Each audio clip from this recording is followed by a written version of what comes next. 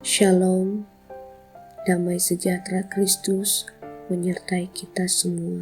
Marilah kita teduh sejenak, menenangkan hati dan pikiran untuk merasakan kehadiran Tuhan. Mari kita berdoa. Bapa yang baik, yang penuh kasih dan setia, kami datang kepadamu dengan hati yang penuh rasa syukur.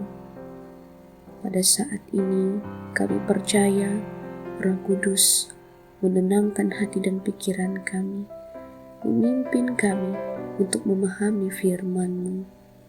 Ampunilah dosa dan kesalahan kami dalam kehendak-Mu yang sempurna. Dalam nama Yesus kami berdoa. Amin. Firman Tuhan pada hari ini diambil dari kitab Filipi pasal 1 ayat 9 sampai 11. Dan inilah doaku.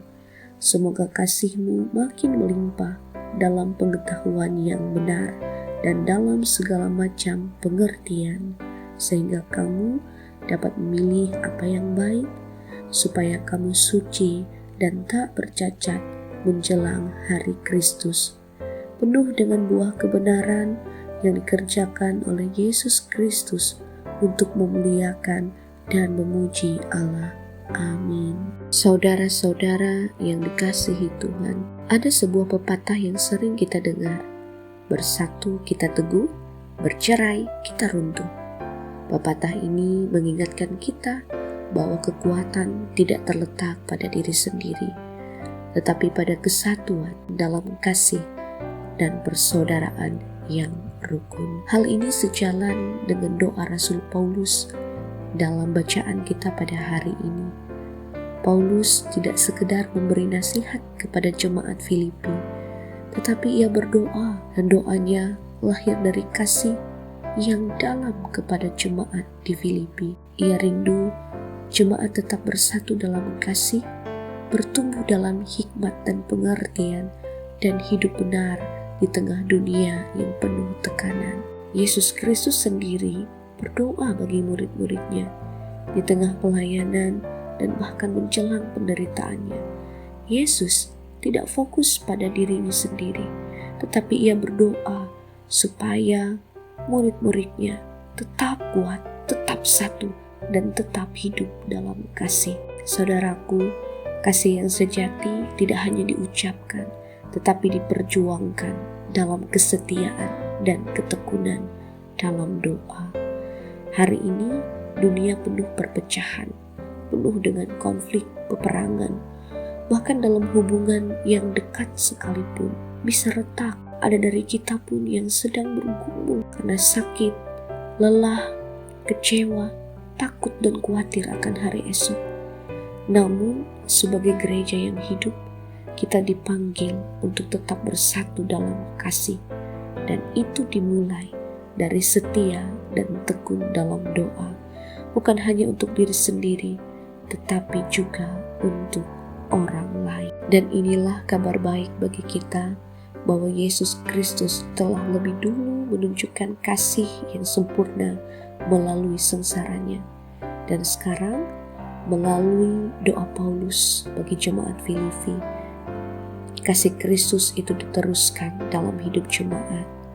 Demikian bagi kita pada hari ini, kasih Kristus itu tetap terjadi. Karena itu, tetaplah berdoa. Ketika kita berdoa dengan kasih, kita sedang menguatkan satu sama lain. Dan disitulah Tuhan memampukan kita tetap teguh dan tidak runtuh di tengah dunia yang tidak baik-baik saja. Amin.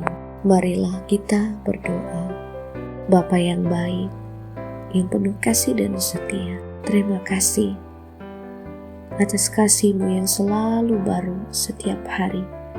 Kami terima semua itu karena anugerah dan belas kasihan-Mu dalam hidup kami.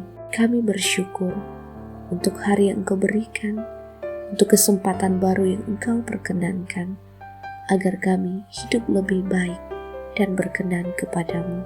Terima kasih atas firman-Mu yang sudah mengajarkan kami untuk hidup dalam kasih, dalam hikmat dan pengertian, serta dalam buah kebenaran. Pimpinlah kami dan ajarkanlah kami untuk hidup dalam ketaatan. Kami percaya Roh Kudus memimpin, menghibur dan menguatkan, serta meneguhkan kami dalam iman dan pengharapan kepadamu. Kami serahkan seluruh hidup kami ke dalam tangan-Mu sepanjang hari ini dalam aktivitas kami, demikian keluarga, pekerjaan, pelayanan dan pergaulan kami. Pimpin dan sertailah kami ya Tuhan.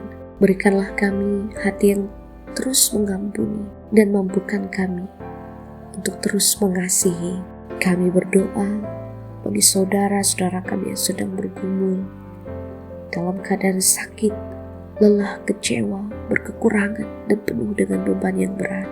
Kuatkan dan hiburkanlah hati kami dalam kasih-Mu, serta ajarkanlah kami tetap setia dan tekun dalam doa. Biarlah melalui hidup kami pada hari ini dan seterusnya, kasih-Mu dinyatakan dan nama-Mu dimuliakan. Di dalam nama Tuhan Yesus kami berdoa. Amin.